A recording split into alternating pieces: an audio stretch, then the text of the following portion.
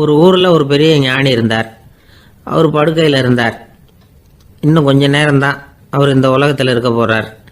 அவரை சுற்றி ஏகப்பட்ட கூட்டம்.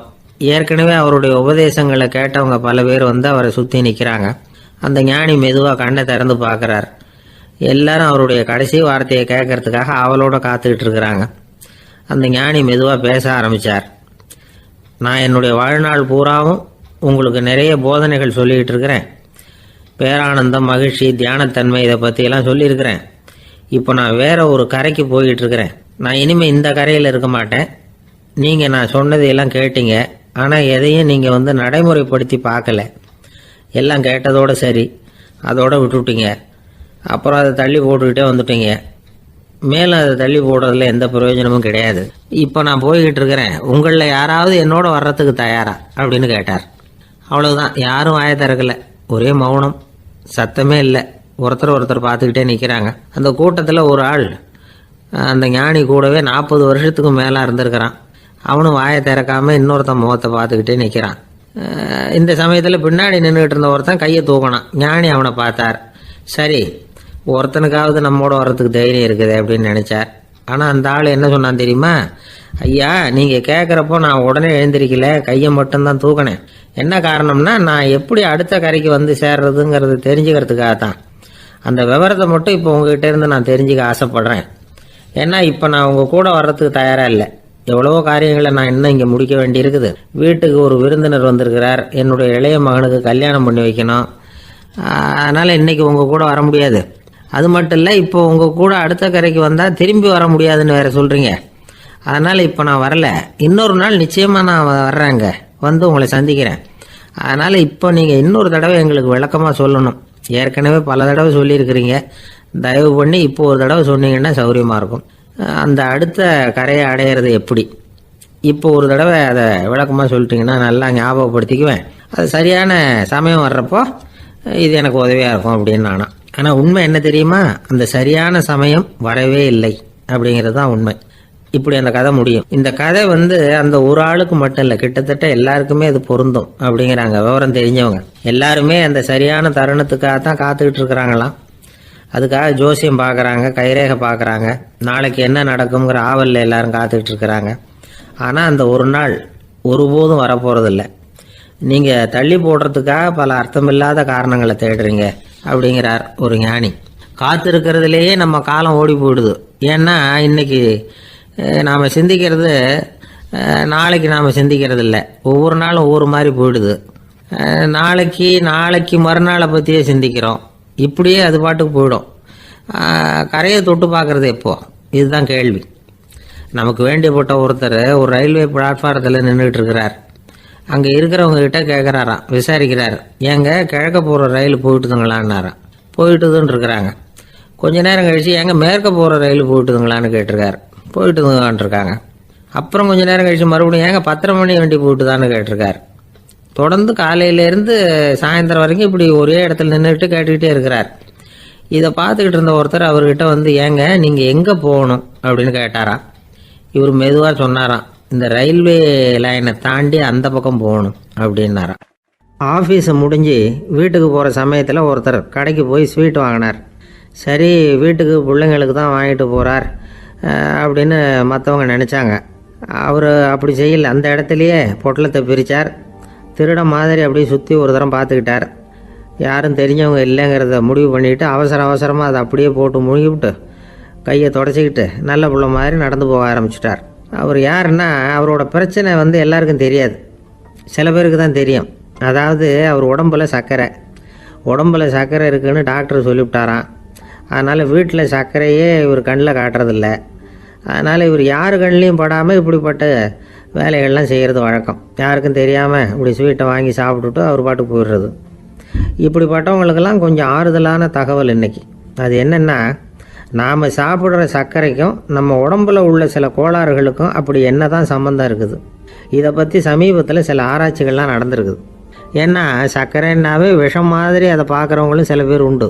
சின்ன பிள்ளைங்களுக்கு வயத்தில் பூச்சி உண்டாகிறதுலேருந்து பெரியவங்களுக்கு நீரிழிவு வர்ற வரைக்கும் எல்லாத்துக்கும் சர்க்கரை தான் காரணம்னு சொல்லிகிட்டு இருக்கிறோம். ஆனால் அந்த அளவுக்கு பயப்பட வேண்டிய அவசியம் இல்லை அப்படின்னு சொல்கிறாங்க. சர்க்கரை வியாதி, இருதய நோய், பித்த நீர்ப்பை நோய், இதெல்லாம் சில நோய்கள்லாம் நாம் சாப்பிட்ற சர்க்கரைக்கும் தொடர்பு இருக்குன்னு நினைக்கிறோம். ஆனால் அப்படி சம்பந்தம் உண்டுங்கிறதுக்கு போதுமான அளவுக்கு ஆதாரம் இல்லை அப்படிங்கிறாங்க ஆராய்ச்சியாளர்கள். ஒரே ஒரு சம்பந்தம் தான் உறுதியாக இருக்குதான். அதுவும் இந்த பல் சிதைவு அப்படின்னு இருக்கு இல்லையா, அந்த சர்க்கரை சாப்பிட்றதுக்கும் இந்த பல் சிதைவுக்கும் சம்பந்தம் இருக்குது அப்படிங்கிறத மட்டும் உறுதியாக சொல்கிறாங்க. சர்க்கரைன்னா நாம் சாப்பிட்ற ஜீனி மட்டும் இல்லை, பழம், காய்கறி, பால், தேன், இப்படி எல்லாத்துலேயும் அது இருக்குது. கேரட்டு கொடுக்குற சத்தில் 88% சர்க்கரை, ஆப்பிள் கொடுக்குற சக்தியில் 95% சர்க்கரை. இது ஜீனி சர்க்கரை, இது ஆப்பிள் சர்க்கரை அப்படிங்கிற வித்தியாசம்லாம் உடம்புக்கு கிடையாது. ரெண்டுமே உடனடியாக சக்தி கொடுக்குது. ஒரு ஸ்பூன் சர்க்கரையில் 16 கலோரி தான் சத்து இருக்குது. அதிகமாக சர்க்கரை சாப்பிட்டா நீரிழிவு வந்துருங்கிறது தப்பான ஒரு அபிப்பிராயம். டயபெட்டிஸுங்கிறது ஒரு மெட்டபாலிக் டிஸார்டர், அவ்வளவுதான். அதாவது நாம் சாப்பிட்ற சர்க்கரையை நம்ம உடம்பு திறமையாக உபயோகப்படுத்திக்க முடியல அப்படின்னு அர்த்தம். அதனால தான் அதிகமாக இனிப்பு வேணாம்னு சொல்கிறோம். ஏற்கனவே உடம்பால் முடியாத ஒன்றை மறுபடியும் அது தலையில் சுமத்தி அதிகமாக வேலை வாங்க வேணாமே அப்படிங்கிறதுக்காக தான். ஆகாரத்தில் அதிகமாக சர்க்கரை இருந்தால் அதனால் உடனே சர்க்கரை வியாதி வந்துடும்ங்கிறதுக்கு விஞ்ஞான ரீதியாக போதுமான ஆதாரம் இல்லை. அதனால் எப்போவாவது அதிகமாக ஸ்வீட்டு சாப்பிட்டுட்டா ஐயோ அதிகமாக சாப்பிட்டோமோ, என்ன பண்ண போகுது தெரியலையே அப்படின்னு நினச்சி மனசை போட்டு குழப்பிக்க வேண்டியதில்லை. பொதுவாக எதுவுமே அதிகமாக வேண்டாம், எல்லாம் சீராக இருந்தால் போதும். நீரிழிவுங்கிறது புதுசாக வந்துட்ட ஒரு நோய் இல்லை, ரொம்ப காலமாகவே இருக்கிற ஒன்று தான். நம்ம முன்னோர்கள் இதை மதுமேகம் அப்படின்னு சொல்லுவாங்க. அதை கட்டுப்படுத்துறதுக்கு அவங்களே சில வழிமுறையை சொல்லி வச்சுருக்கிறாங்க. அது என்னென்னா வேறு ஒன்றும் இல்லை, இந்த பாவக்காய், முள்ளங்கி, அருகம்புல், அவ்வளவுதான். வெள்ளை முள்ளங்கி இருக்குல்ல, அதை வாரத்துக்கு 3 நாள் சாப்பிட்டுக்கிட்டு வாங்க. நூலுக்கோல் ரொம்ப நல்லது. இல்லைன்னா முள்ளங்கி சாறு 1 ounce சாப்பிட்டுட்டு வரலாம். ரத்தத்தில் சேர்கிற சர்க்கரை அளவு இதெல்லாம் கட்டுப்படுத்துது. சிறுநீரில் காணப்படுகிற சர்க்கரை அளவையும் சமநிலைப்படுத்துது. தினமும் ஆகாரத்தில் கோதுமை, கேழ்வரகு, வெந்தயம், கருவேப்பிலை, சோயாபீன்ஸ் எது கிடைக்குதோ சேர்த்துக்கலாம். இப்படிலாம் செஞ்சுக்கிட்டு வந்தால் அப்புறம் வீட்டுக்கு தெரியாமல் கடையில் போய் நின்றுக்கிட்டு ஸ்வீட் வாங்கி திருட்டுத்தனமாக சாப்பிட வேண்டிய அவசியமே உங்களுக்கு வராது. 2 ஆசாமிகள் கடற்கரையில் உட்காந்து சாவகாசமாக பேசிக்கிட்டு இருந்தாங்களாம்.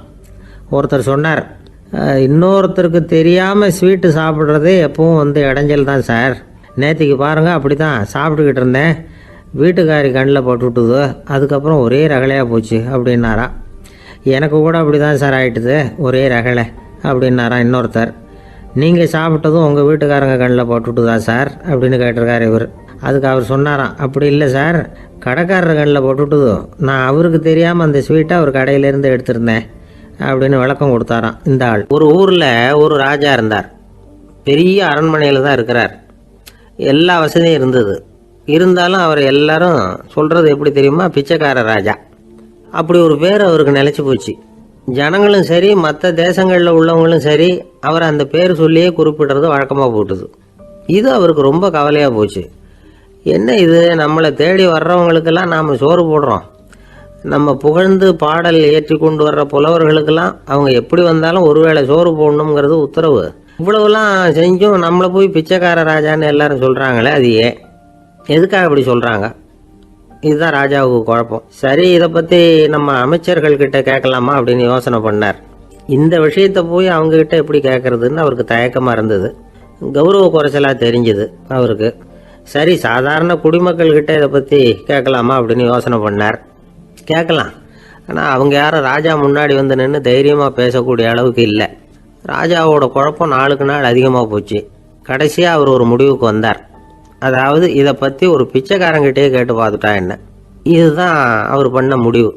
உடனே மாறு வேஷம் போட்டுக்கிட்டு நகர்வலம் போனார். ஒரு பிச்சைக்காரனை கண்டுபிடிச்சார். இதை பாருப்பா, நம்ம ராஜாவை எல்லாரும் பிச்சைக்கார ராஜான்னே சொல்கிறாங்களே, அதுக்கு என்ன காரணமாக இருக்கும் அப்படின்னு கேட்டார். அதுக்கு அவன் சொல்கிறான், இதுக்கான பதிலை இன்னும் ஒரு 30 நாளில் சொல்கிறேன் அப்படின்னா. உடனே இவருக்கு சந்தோஷம். உண்மையை அவங்ககிட்ட சொன்னார். நான் வேற யாரும் இல்லை, நான் தான் இந்த நாட்டு ராஜா. இப்போ நீ என் கூடவே வந்துடு, அரண்மனையிலேயே தங்கிக்கோ. 30 நாள் கழித்து எனக்கு பதில் சொல்லிவிட்டு அதுக்கப்புறமா நீ போகலாம் அப்படின்னு சொல்லி அழைச்சிட்டு வந்துட்டார். அரண்மனையில் ஒரு மூலையில் அவன் தங்கறதுக்கு இடம் கொடுத்தார். தினம் 2 வேளையும் இவனுக்கு சோறு போடுங்க அப்படின்னு உத்தரவு போட்டார். ராஜா கொடுத்த இடத்துல போய் உக்காந்துக்கிட்டான் அந்த பிச்சைக்காரன். தினமும் அந்த அரண்மனையில் நடக்கிறதையெல்லாம் கவனிச்சிக்கிட்டு வந்தான். வேளைக்கு சாப்பாடு வரும், சாப்பிட்டுக்கிட்டு இருக்கான். இப்படி 30 நாள் முடிஞ்சுது. ராஜா வந்தார். என்ன, என்னோட கேள்விக்கு பதில் என்னன்னு கண்டுபிடிச்சிட்டியான்னார். கண்டுபிடிச்சிட்டேன்னா. என்ன எல்லாரும் பிச்சைக்கார ராஜான்னு சொல்கிறாங்களே, அது நியாயமாக படுதா உனக்குன்னு கேட்டார். நியாயமாக தான் படுது, சந்தேகம் இல்லாமல் நீங்கள் பிச்சைக்கார ராஜா தான். என்னதான் நீங்கள் வசதியோடவும் படைபலத்தோடவும் இருந்தால் கூட நீங்கள் எங்கள் வர்க்கத்தை சேர்ந்த ஆசாமி தான் அப்படின்னு அடித்து சொல்லிவிட்டான் அந்த ஆள். எதனால் அப்படி சொல்கிறேன்னு கேட்டார் இவர். அரசே, ஒரு உண்மையை கண்டுபிடிச்சி சொல்கிறதா நான் உங்ககிட்ட சொன்னேன். நீங்கள் ராஜ பரம்பரைன்னா உடனே உங்கள் கழுத்தில் கிடக்கிற முத்து மாலையை கழட்டி பரிசாக கொடுத்துருப்பீங்க, பொண்ணையும் மணியையும் கொடுத்துருப்பீங்க. ஆனால் நீங்கள் அப்படி செய்யலை. என்னை ஒரு மூலையில் உட்கார வச்சு 2 வேளை சோறு போட சொன்னீங்க. உங்களை தேடி யார் வந்தாலும், யார் பாராட்டி பேசினாலும் அல்லது பிரச்சனைகளை சொன்னாலும் நீங்கள் செய்கிற ஒரே காரியம் சோறு போடுறது தான். பிச்சைக்காரனுக்கு சோறு மட்டும்தான் உலகம். உங்கள் விஷயத்திலையும் நீங்கள் அப்படி தான் நினைக்கிறதாக தெரியுது. நல்லா கவனிங்க. எந்த ஒரு பிரச்சனைக்கும் சோறு தான் முடிவுன்னு நினைக்கிறீங்க பாருங்கள். நீங்கள் சந்தேகமில்லாத எங்களை சேர்ந்த ஆள் தான் அப்படின்னு விட்டான் அந்த பிச்சைக்காரன். அதுக்கப்புறம் தான் அந்த ராஜா தன்னுடைய தவறுகளை எல்லாம் தேர்த்திக்கிட்டாராம். பசின்னு வர்றவங்களுக்கு சோறு தான் போடணும், அது தப்பு இல்லை.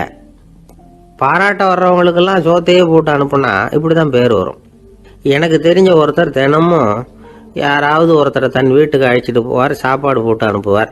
முன்னறிவிப்பு இல்லாமல் திடீர்னு ஒரு விருந்தாளியோட வீட்டில் போய் இவர் நிற்கிறது வழக்கம். அந்த அம்மாவும் இவருக்காக தயார் பண்ணி வச்சிருந்ததை இவர் அழைச்சிட்டு வந்திருக்கிற விருந்தாளிக்கு போட்டுருவாங்க. விருந்தாளி சாப்பிட்டுட்டு போனதுக்கப்புறம் இவர் மனைவி கிட்ட உனக்கு சிரமம் வேணாம் அப்படின்னு சொல்லிவிட்டு பக்கத்தில் உள்ள ஒரு ஹோட்டலுக்கு போய் காசு கொடுத்து சாப்பிட்டுட்டு வந்துடுவார். பல நாள் இப்படி நடக்கும்.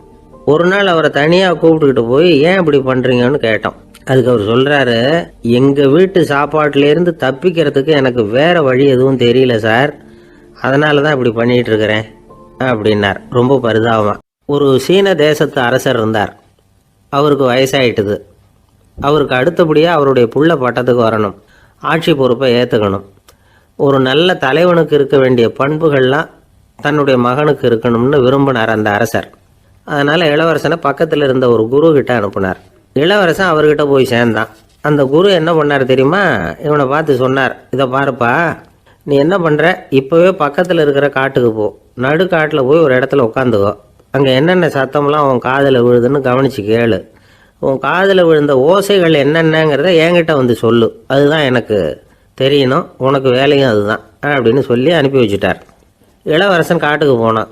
குரு சொன்னபடியே ஒரு இடத்துல உட்காந்து கவனித்து கேட்டான். அதுக்கப்புறம் குரு கிட்ட திரும்பி வந்தான். என்னென்ன சத்தம்லாம் கேட்ட அப்படின்னு கேட்டார் குரு. குருவே, காட்டில் நான் பறவைகள் சத்தம்லாம் கேட்டேன், மிருகங்களின் ஓசையையும் கேட்டேன், இதை தவிர இடி மின்னல் மழை இதுகளோட சத்தத்தையும் கேட்டேன் அப்படின்னா. குரு யோசனை பண்ணார், நீ இன்னமும் சரியாக கேட்கல, அதனால் மறுபடியும் காட்டுக்கு போ, கொஞ்ச நாள் தங்கியிருந்து கேட்டுட்டு வா அப்படின்னார். இளவரசனுக்கு ஒன்றும் புரியல. இருந்தாலும் குருவின் கட்டளையாச்சே, மறுக்க முடியுமா? உடனே அவன் மறுபடியும் காட்டுக்கு போனான். ஒரு இடத்துல உட்காந்தான். கொஞ்ச நேரம் உன்னிப்பாக கவனித்து கேட்டான். சில நாள் கழித்து குரு கிட்ட திரும்பி வந்தான். குருவே, இந்த தடவை சில துல்லியமான சத்தங்களை எல்லாம் கேட்டான். தேனி பறக்கிற சத்தம், நீரோடையின் மெல்லிய ஓசை, இதெல்லாம் கேட்டேன்னா. குரு சிரிச்சார். நீ மறுபடியும் காட்டுக்கு போ, இன்னும் சில நாள் அங்கே இரு, முழுமையாக கவனமாக கேட்டுக்கிட்டு வா அப்படின்னு சொல்லி அனுப்பி வச்சுட்டார். இளவரசனுக்கு குழப்பம் அதிகமாயிட்டுது. ஒன்றுமே புரியல. மறுபடியும் காட்டுக்கு போனான். மௌனமாக ஒரு இடத்துல உட்காந்துட்டான். அப்படியே தியானத்தில் ஆழ்ந்துட்டான். சில நாளில் அவனுக்கு இதுவரை கேட்காத ஓசைகள்லாம் கேட்க ஆரம்பிச்சிட்டுது. இதைத்தான் நான் கேட்கணும்னு என்னுடைய குரு எதிர்பார்த்துருக்கிறாருங்கிறத புரிஞ்சுக்கிட்டான். உடனே குரு கிட்ட ஓடனான். குருவே, இந்த தடவை காதுகளுக்கு கேட்க முடியாத சில ஓசைகளை கூட என்னால் உணர முடிஞ்சுது. பூ மலருகிற ஓசை, சூரியனால் பூமி சூடாகிறப்போ எழுகிற ஓசை, காலை பனித்துளி இந்த புல்லுலாம் குடிக்கிற ஓசை, இது எல்லாம் என்னால் நல்லா கேட்க முடிஞ்சுது அப்படின்னா. குருவுக்கு இப்போ தான் திருப்தி ஏற்பட்டு தான். இளவரசனை பார்த்து சொன்னார், இதை பாருப்பா, இப்போ தான் நாட்டை ஆளுகிற தகுதி உனக்கு வந்திருக்குது அப்படின்னு சொல்லி அதுக்கு விளக்கமும் கொடுத்தாராம். எந்த அரசன் தன்னுடைய மக்களின் இதயம் பேசுகிற மௌன மொழியை, மௌன வார்த்தைகளை கேட்குறானோ அவன் தான் ஆள தகுதி உள்ளவன். எந்த அரசன் தன்னுடைய மக்களின் உணர்ச்சிகளை உண்மையாக உணர்றானோ அவன் தான் முதன்மையான அரசன். போலி வார்த்தைகளை மட்டும் கேட்டுட்டு பல மௌன ராகங்களை காதில் வாங்கிக்காதவன் அரசனே இல்லை. எந்த நாட்டில் எப்போ ஒரு அரசன் தன்னுடைய மக்களின் உணர்ச்சிகளை கேட்க மறுக்கிறானோ அன்னையிலேருந்தே அந்த நாடு அழிய தொடங்குது அப்படின்னு அர்த்தம். இதுதான் அந்த குரு இளவரசனுக்கு போதிச்சது. வாயால் பேசுறத மட்டும் கேட்டு ஏமாறக்கூடாது, உணர்ச்சிகளையும் கேட்கறதுல தான் மனப்பக்குவம் உண்டாகும். மக்கள் உணர்ச்சிகளை புரிந்து கொள்ளாத அரசர்கள் நீடிச்சிருக்க முடியாது. அது மாதிரி நாடுகளில் அடிக்கடி குழப்பம் தான் உண்டாகும். அப்படி இருந்தால் அடிக்கடி ஆட்சி மாறிக்கிட்டு இருக்கும். அப்படிப்பட்ட ஒரு தேசம், அங்கே ஒரு சிறைச்சாலையில் 3 கைதிகள் பேசிக்கிட்டு இருந்தாங்க. ஒருத்தன் சொன்னான், நான் இந்த நாட்டு ராஜாவை எதிர்த்து பேசிக்கிட்டு இருந்தேன், அதனால் என்னை பிடிச்சி கொண்டாந்து இங்கே போட்டுட்டாங்க அப்படின்னா ஒருத்தன். இன்னொருத்தன் சொன்னான், நான் இந்த நாட்டு ராஜாவை ஆதரித்து பேசிக்கிட்டு இருந்தேன், அதனால் என்னை பிடிச்சி கொண்டாந்து இங்கே தள்ளிவிட்டாங்க அப்படின்னா. அது சரி, நீ என்ன தப்பு பண்ண அப்படின்னு சொல்லி 3வது ஆளை பார்த்து இவங்க கேட்டாங்க. அதுக்கு அந்த ஆள் சொல்கிறான், நான் தான் இந்த நாட்டு ராஜா அப்படின்னா. ஒருத்தன் எப்படி நடந்துக்கிறாங்கிறத வச்சு தான் அந்த ஆள் எப்படிங்கிறத நாம் முடிவு பண்ணுறோம். ஆளுமைன்னு சொல்கிறோம்ல, அதுக்கு சூழ்நிலைகளை ஆளுகின்ற தன்மை அப்படின்னு விளக்கம் கொடுக்குறார் ஒரு உளவியல் நிபுணர். சரி, ஒரு மனிதனுடைய ஆளுமையை உருவாக்குகிற விஷயங்கள் என்னென்ன? பிறப்பு, வளர்க்கப்பட்ட விதம், படிப்பு, நண்பர்கள், சமுதாயம், இப்படி நிறைய உண்டு. ஆளுமையின் அடிப்படையில் சில மனநோய்கள் உண்டாகுது. அதெல்லாம் என்னென்னங்கிறத தெரிஞ்சு வச்சுக்கிட்டோம்னா நம்ம கூட இருக்கிறவங்கள அடையாளம் கண்டுபிடிக்கிறதுக்கு அது ரொம்ப உபயோகமாக இருக்கும். ஃப்ரெனாய்டு ஆளுமை அப்படின்னு ஒன்று. இந்த கோளாறு உள்ளவங்க எப்படி இருப்பாங்க தெரியுமா? அதிக உணர்ச்சி, சந்தேகம், பொறாமை இதெல்லாம் அதிகமாக இருக்கும். வளைஞ்சு கொடுக்க மாட்டாங்க. அடுத்தவங்களோட இணக்கமான உறவு இருக்காது. அவங்க செய்கிற தப்புக்கெல்லாம் அடுத்தவங்களை குறை சொல்லிகிட்டு இருப்பாங்க. இது ஒரு ரகம். அடுத்தது ஸ்கிசாய்டு ஆளுமை அப்படின்னு சொல்கிறாங்க. இந்த கோளாறு உள்ளவங்க அடுத்தவங்களோட பழக கூச்சப்படுவாங்க. சின்ன வயசுலேயே இது ஆரம்பமாயிடுது. பகல் கனவுலேயே சஞ்சரிப்பாங்க. அவங்களுடைய விரோதம், கோபம் இதை கூட வெளியில் காட்டிக்க முடியாமல் இருப்பாங்க. இவங்களுக்கு அகமுகம், பிரச்சனைகள்லேருந்து ஒதுங்கி எதுலேயும் ஈடுபாடு இல்லாதவங்களாக இருப்பாங்க. இப்படி ஒரு ரகம். அடுத்தது சைக்ளோதமிக் ஆளுமை அப்படின்னு சொல்கிறாங்க. அது என்னென்னா, உணர்ச்சிகளில் ஏற்றத்தாழ்வு அதிகமாக இருக்குமா. சில சமயம் பார்த்தா மகிழ்ச்சியாக இருப்பாங்க, சில சமயம் சோகமாக உட்காந்துருப்பாங்க. அவங்க மனநிலைக்கு தகுந்த மாதிரி சமூக நிகழ்ச்சிகளில் பங்கெடுத்துக்குவாங்க. இன்னொரு வகை என்னென்னா எண்ணப்பீடிகை ஆளுமை அப்படின்னு பேர் வச்சிருக்கிறாங்க. அதுக்கு இவங்களுக்கெல்லாம் கரெக்டாக இருக்கணும், எல்லாம் சட்டத்திட்டம், இதுலேயும் ஒரு ஒழுங்குமுறை, இப்படி எதிர்பார்க்குற மனோபாவம். இவங்க எதிர்பார்ப்புக்கும் அரண்முறைக்கும் மற்றவங்க கட்டுப்படணும்னு நினைப்பாங்க. இந்த நிலைமை நீடிச்சா என்ன ஆகும் தெரியுமா? அலைக்கழிக்கிற எண்ணங்கள் திரும்ப திரும்ப ஒரே செயலை செய்ய தூண்டுற மன தளர்ச்சிக்கு ஆளாயிடுறாங்க. அடுத்தது ஹிஸ்டீரியா ஆளுமை. சின்ன விஷயத்தையெல்லாம் பெருசுப்படுத்தி நாடகமாக்குற நடிகர்கள் இவங்க. உணர்ச்சி அதிகம் உள்ளவங்க. இவங்க மன எழுச்சியில் பக்குவமின்மை, குழந்தைத்தனம், முதிர்ச்சியின்மை எல்லாம் இருக்கும். தன்னலம் மிக்க குணம். பிறர் தன்னை மட்டுமே கவனிக்கணும்னு நினச்சி செயல்படுறது, இதெல்லாம் இவங்க அடையாளம். அடுத்த ரகம் எப்படின்னா வளர்ச்சியற்ற ஆளுமைன்னு சொல்கிறாங்க. அடுத்தவங்களோட இணங்கி போக முடியாதவங்க, அறிவு, மன எழுச்சி, சமூக உறவு இதில் எல்லாம் போதுமான வளர்ச்சியையும் நிறைவையும் பெற முடியாதவங்க. இவங்களால வாழ்க்கையில் முன்னேற முடியாது. பிச்சைக்காரங்க, குற்றவாளிகள், இவங்ககிட்டெல்லாம் இது மாதிரியான ஆளுமை அதிகமாக இருக்குமா. அடுத்தது என்னென்னா சோர்வுடைய ஆளுமை. எதுலேயும் உற்சாகம் இல்லாமல் சோர்ந்து போயிருப்பாங்க. அதுக்கெல்லாம் நமக்கு வலிமை இல்லைப்பா அப்படின்னு சொல்லிட்டு இருப்பாங்க. சின்ன விஷயங்களுக்கெல்லாம் அதிர்ச்சி அடையிறது, வாழ்வின் சுவையை அனுபவிக்க முடியாதவங்க. இன்னொரு ரகம், இது கொதித்தெழும் ஆளுமைங்கிறாங்க.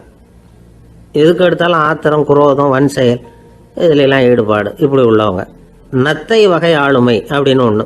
அடுத்தவங்க மேலே விரோதம் இருக்கும், அடிக்கணுங்கிற எண்ணம் இருக்கும். ஆனால் அதை அப்படியே வெளியில் காட்டாமல் அதே சமயம் அமைதியான முறையில் வெறுப்பை வெளிக்காட்டுற ரகம். இவங்கெல்லாம் பேசாமல் கம்முன்னு இருந்துக்கிட்டே நினைச்சதை நிறைவேற்றிக்கிடுவாங்க. முன்ஜாக்கிரதை ஆளுமை அப்படின்னு ஒரு ரகமா. பாதுகாப்பின்மை, சந்தேகம், முழுமையின்மை, அறவேக்காட்டுத்தனம் இந்த மனப்போக்கு அதிகமாக இருக்கிறதுனால அகம்பாவம், புடிவாதம், எச்சரிக்கை எல்லாம் அளவுக்கு மீறி இருக்கும். இதுவரைக்கும் நாம் பேசிக்கிட்டு இருந்த ஆளுமை பண்புகள் அளவுக்கு அதிகமாக போயிட்டுதுன்னா ஆளுமை கோளாறுகள் ஏற்படும். அதன் அடிப்படையில் மனவியாதிகள் வருமா.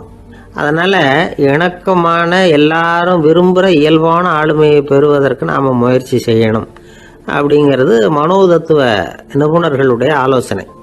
ஒருத்தர் ஒரு மனோதத்துவ டாக்டரை தேடிட்டு வந்தாராம். டாக்டர், எனக்கு மனசில் ஏதோ வியாதி, ஆளுமை கோளாறு, அதாவது எனக்கு சீக்கிரமாக செத்து போனால் தேவையில்லைன்னு தோணுது அப்படின்னாராம்.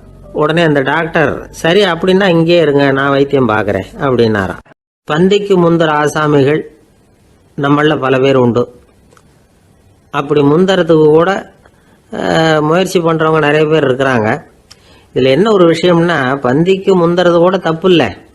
ஆனால் அப்படி ஒரு விருந்தில் ஆளாக போய் உட்காந்து சாப்பிட்டா கூட வெளியில் வர்றப்ப என்ன பெரிய விருந்து வச்சுட்டான், சாம்பாரில் உப்பு இல்லை, ரசத்தில் காரம் இல்லை அப்படின்னு குறை சொல்லிகிட்டே வர்றது இருக்கு பாருங்க, அது சரியில்லை, நாகரிகமும் இல்லை. கல்யாண பத்திரிகையில் என்ன போட்டிருக்குது, என் பொண்ணுக்கும் இன்னார் பையனுக்கும் கல்யாணம், எல்லாரும் குடும்பத்தோடு வந்திருந்து மணமக்கள் வந்து ஆசீர்வதிக்கணும், இப்படி தானே போட்டிருக்கோம். குடும்பத்தோடு வந்து விருந்து சாப்பிட்டு சாப்பாடு எப்படி இருக்குன்னு அபிப்பிராயம் சொல்லிவிட்டு போங்க அப்படின்னா போட்டிருக்கு கல்யாண பத்திரிகையில். ஒருத்தர் வீட்டு விசேஷத்துக்கு போயிருக்கோம்னா எவ்வளவோ அசௌகரியங்கள் நமக்கு ஏற்படலாம். ஏராளமான கூட்டம் வந்திருக்கும். எல்லாரையும் அவங்க வந்து தனித்தனியாக கவனிச்சிக்கிட்டு இருக்க முடியாது. நாம தான் அனுசரித்து நடந்துக்கணும். நாமளாக போய் வாழ்த்த வேண்டியவங்களை வாழ்த்தி விட்டு வந்து சேரணும். அதை விட்டுட்டு பத்திரிக்கை கொடுத்தானேன்னு போனேன், கவனிப்பே சரியில்லை அப்படின்னு புலம்பிக்கிட்டு இருக்கக்கூடாது. ஒரு விருந்துக்கு போனால் அங்கே எப்படி நடந்துக்கணும் அப்படிங்கிறத பற்றி கூட அனுபவசாலிகள் சில விவரங்கள்லாம் சொல்லியிருக்கிறாங்க. இந்த காலத்தில் கல்யாணம், பிறந்த நாள், அது இதுன்னு நிறைய விருந்துகள் நடக்குது. அதெல்லாம் எதுக்காக? மனித உறவுகளை வளர்த்துக்கிறதுக்காக தான், வேற எதுக்கு? ஒரு விருந்துக்கு போனால் அமைதியாக பொறுமையாக போய் உட்காரணும். அடித்து பிடிச்சிக்கிட்டு இடத்த பிடிக்க போகிறேன் அப்படின்னு நிற்கக்கூடாது. முதல் பந்தி நடந்துக்கிட்டு இருந்தால் அது முடிஞ்சு இலை எடுத்து சுத்தம் பண்ணதுக்கு அப்புறம் போய் உட்கார்றது தான் நாகரீகம். இலை எடுக்கிறதுக்கு முன்னாடியே அங்கே போய் உட்காந்தா நல்லா இருக்காது. நீங்கள் சாப்பிட்டுட்டு உட்காந்துருக்கீங்களா, சாப்பிட்றதுக்கு உட்காந்துருக்கீங்களா, பார்க்குறவங்களுக்கு சந்தேகம் வந்துடும். அதே மாதிரி இலையில எல்லா ஐட்டமும் பரிமாறினதுக்கு அப்புறம் சாப்பிட ஆரம்பிக்கணும். ஒவ்வொரு ஐட்டமாக வைக்க வைக்க நாம் பாட்டுக்கு எடுத்து உள்ளே தள்ளிகிட்டே இருந்தோம்னா எதை வச்சோம் எதை வைக்கலன்னு பரிமாறினவரே குழம்பி போயிடுவார். ஏன்னா எப்போ பார்த்தாலும் இலை காலியாகவே இருக்கும். சாப்பிட்றப்போ உங்கள் சாப்பாட்டையே நீங்கள் கவனிக்கணும். அடுத்தவங்க இலையில என்ன இருக்குது, பக்கத்தில் இருக்கிறவர் எதை அதிகமாக சாப்பிட்றார், இதெல்லாம் நமக்கு என்னத்துக்கு? எல்லாரும் சாப்பிட்டு முடிக்கிற வரைக்கும் பொறுமையாக இருக்கிறது தான் நல்லது. நீங்கள் மட்டும் திடீர்னு பாதியில் எழுந்திரிச்சு பக்கத்தில் இருக்கிறவங்களுக்கு சங்கடமாக இருக்குமேங்கிறதெல்லாம் யோசிக்காமல் நீங்கள் பாட்டு எழுந்திரிச்சு போகக்கூடாது. பக்கத்தில் உள்ளவங்க உங்களை எழுந்திரிக்க சொன்னால் எழுந்திரிச்சு போகலாம். விருந்துகளில் சாப்பாட்டை வீணாக்கிறதே ஒரு நாகரிகமாக போட்டுது. இந்த காலத்தில் சாப்பாட்டுக்கே கஷ்டப்பட்டுக்கிட்டு பல பேர் இந்த உலகத்தில் இருக்கிறப்போ சாப்பாட்டை வீணாக்கிறது எவ்வளோ பெரிய மோசங்கிறத நினச்சி பார்க்கணும். வேணுங்கிற அளவுக்கு கேட்டு வாங்கி சாப்பிட்றது தான் முறை. விருந்தில் இந்த பஃபே அப்படின்னு சொல்லி ஒரு முறை சொல்கிறாங்கல்ல, அதாவது உணவு வகைகளையெல்லாம் பொதுவாக ஒரு இடத்துல வச்சுடுறது, நமக்கு தேவையானதை நாமே எடுத்துட்டு ஒரு தட்டில் போட்டுக்கிட்டு சாப்பிட வேண்டியது. இதில் கூட சில பேர் தேவைக்கு அதிகமாக எடுத்து போட்டுக்கிட்டு வீணாக்குறாங்க. சில சமயம் வந்து கடைசியாக சாப்பிட போகிறவங்களுக்கு எல்லா ஐட்டமும் கிடைக்காம போகலாம். அதை போய் பெருசு பண்ணிகிட்டு இருக்கக்கூடாது. என்ன சார் இந்த அளவுக்கு கூடவா நாகரிகம் தெரியாமல் இருக்கிறோம், இதை போய் பெருசாக சொல்ல வந்துட்டீங்களே அப்படின்னு நினைக்கலாம். ஒருத்தர் 2 பேருக்கு இந்த விவரம் தேவைப்படலாம். அவங்க காதலையும் இது விழட்டுமேங்கிறதுக்காக தான் இது. ஒரு பெரிய கல்யாண விருந்து நடந்துக்கிட்டு இருந்தது. விருந்து மண்டபத்து வாசலில் ஒருத்தர் நின்றுக்கிட்டு வர்றவங்களையெல்லாம் ரொம்ப மரியாதையாக வணங்கி உள்ளே அனுப்பி வச்சுக்கிட்டு இருந்தார். எப்படி தெரியுமா? வர்றவங்க கையெல்லாம் பிடிச்சி முத்தம் கொடுத்து அதுக்கப்புறம் உள்ளே அனுப்பி வச்சுக்கிட்டு இருந்தாராம். கூட்டம்லாம் முடிஞ்சதுக்கப்புறம் அவர்கிட்ட போய் கேட்டிருக்கிறாங்க, சார் நானும் எவ்வளவோ விருந்துகளுக்கு போயிருக்கிறேன், இருந்தாலும் இவ்வளவு மரியாதையாக வர்றவங்க கைக்கெல்லாம் முத்தம் கொடுத்து வரவேற்கிறத இங்கே தான் பார்க்குறேன் அப்படின்னு சொன்னாங்க. அதுக்கு அவர் சொன்னார், அட போங்க சார், நான் முத்தம் கொடுக்கல, முந்தின பந்திக்கு வந்து சாப்பிட்டவங்களே அடுத்த பந்திக்கும் வர்றாங்களான்னு மோந்து பார்த்து அனுப்பி வச்சுக்கிட்டு இருந்தேன் அப்படின்னார். ஒரு பல்கலைக்கழகம், அங்கே ஒரு இலக்கிய பேராசிரியர், அவர் பாடம் நடத்திக்கிட்டு இருந்தார். ராபர்ட் ப்ரௌனிங் எழுதிய கவிதைகளை பற்றி சொல்லிகிட்டு இருக்கிறார். மாணவர்களும் ரொம்ப அக்கறையாக அதை கேட்டுக்கிட்டு இருக்கிறாங்க. ஒரு குறிப்பிட்ட கவிதையை பற்றி சொல்லும் பொழுது அந்த பேராசிரியருக்கே ஒரு சந்தேகம், அதாவது அந்த கவிதையின் சரியான அர்த்தம் என்னங்கிறதுல சந்தேகம். பேராசிரியர் யோசனை பண்ணார். அந்த கவிதையை முழுசாக புரிஞ்சிக்க முடியல. அதனால் மாணவர்களை பார்த்து சொன்னார், மாணவர்களே ஒரு நாள் பொறுத்துங்க, இந்த கவிதையை எழுதின கவிஞர் எங்கள் வீட்டுக்கு பக்கத்தில் தான் இருக்கிறார். இன்னைக்கு சாயந்தரம் நான் அவரை நேரிலேயே போய் பார்க்குறேன், பார்த்து இதுக்கு என்னங்க அர்த்தம்னு கேட்டுட்டு வந்துடுறேன், அதுக்கப்புறம் உங்ககிட்ட சொல்கிறேன் அப்படின்னாராம். அன்னைக்கு சாயந்தரமே அந்த பேராசிரியர் கவிஞரை தேடிட்டு போயிட்டார். கவிஞர் அவங்க வீட்டில் அவர் பாட்டு உட்காந்துருந்தாராம். இவர் போய் அவர் முன்னாடி உட்காந்தார். அப்புறம் கேட்டார், ஐயா அந்த கவிதையின் முழு பொருள் என்னன்னு தெரிஞ்சுட்டு போகிறதுக்காக வந்திருக்கிறேன் அப்படின்னாராம். எந்த கவிதை அப்படின்னாராம் அவர். இவர் அந்த கவிதையை சொல்லியிருக்கார். கவிஞர் கொஞ்சம் யோசனை பண்ணிவிட்டு அப்புறம் சொன்னாராம், பேராசிரியரே நீங்கள் கொஞ்சம் தாமதமாக வந்துட்டீங்கன்னாராம். இவருக்கு ஒன்றும் புரியல. நீங்கள் என்ன சொல்கிறீங்க? நான் தாமதமாக வந்துட்டேன்னா? நீங்கள் தான் உயிரோடு இருக்கிறீங்களே, அப்படி இருக்கும்பொழுது நான் தாமதமாக வந்துட்டேன்னா அது எப்படி அப்படின்னு இவர் குழம்பி இருக்கிறார். இப்போ கவிஞர் சொன்னாராம், ஐயா, நான் உயிரோடு இருக்கிறேன்னா இல்லையாங்கிறது முக்கியம் இல்லை. நான் அந்த கவிதை வரிகளை எழுதினப்போ 2 பேருக்கு அதோட அர்த்தம் தெரிஞ்சிருந்தது. இப்போ ஒரே ஒருத்தருக்கு தான் அதோட அர்த்தம் தெரியும் அப்படின்னாராம். பேராசிரியர் யோசனை பண்ணியிருக்கார். அப்படின்னா அந்த ஒருத்தர் கவிஞர் ராபர்ட் ப்ரௌனிங்கை தவிர வேற யாரா இருக்க முடியும்? இவர் தான் அப்படிங்கிறத அவர் மனசில் நினச்சிக்கிட்டார். அதனால் சொன்னார், ஐயா, நான் தாமதமாக வரல, அந்த கவிதையின் பொருள் என்ன அது சொல்லுங்கன்னார். பேராசிரியரே, நான் சொல்கிறது உங்களுக்கு புரியலன்னு நினைக்கிறேன். நான் இந்த வரிகளை எழுதினப்போ 2 பேருக்கு அதோட அர்த்தம் தெரிஞ்சிருந்தது. அந்த 2 பேர் யாருன்னா, ஒருத்தர் ராபர்ட் ப்ரௌனிங், அதாவது நான், இன்னொருத்தர் கடவுள். இப்போ அது கடவுளுக்கு மட்டும்தான் தெரியும். நானே இதை பற்றி பல தடவை யோசனை பண்ணி பார்த்தேன். இது ரொம்ப அழகானது, ஆனாலும் ரொம்ப வழுக்கலானது. அதை பிடிச்சிட்டோம்னு நினச்சிக்கிட்டு இருக்கும் பொழுதே காற்று மாதிரி அது உங்ககிட்ட இருந்து ஓடி போயிடுது. எனக்கு ரொம்பவும் வருத்தமாக தான் இருக்குது. நிச்சயமாக நான் தான் இந்த வரிகளை எழுதியிருக்கிறேன். அதில் அர்த்தம் இருக்குங்கிறது எனக்கு தெரியும், அதை நான் உணர்றேன். ஆனால் நீங்கள் என்னை மன்னிக்கணும். எனக்கே கூட அதை என்னால் விளக்க முடியல. அப்படி இருக்கும் பொழுது உங்களுக்கு எப்படி அதை நான் விளக்க முடியும் அப்படின்னாரா அந்த கவிஞர். அனுபவிக்கப்படக்கூடிய எல்லாமே விளக்கப்படக்கூடிய ஒன்றல்ல, விளக்கப்படும் எல்லாமே அனுபவிக்கப்படக்கூடிய ஒன்றல்ல அப்படிங்கிறது ஞானிகளுடைய கருத்து. அதுக்காக தான் அந்த சம்பவம். வாழ்க்கையில் நீங்கள் தொடர்ந்து ஆய்வு செய்து கொண்டே இருக்கக்கூடிய விளக்கங்களை ஒருபோதும் அடைய முடியாத பரிமாணங்கள் இருக்கிறதுனால தான் அது அலுப்பு தட்டாமல் இருக்குது. உங்களால் நிறைய அனுபவிக்க முடியும், இருந்தாலும் நீங்கள் அனுபவித்து அறிந்த விஷயங்கள் கூட வார்த்தைகளால் விளக்கப்பட முடிவதில்லை அப்படிங்கிறது பெரியோர் சிந்தனை. இதெல்லாம் ஒரு பக்கம் இருக்கட்டும்.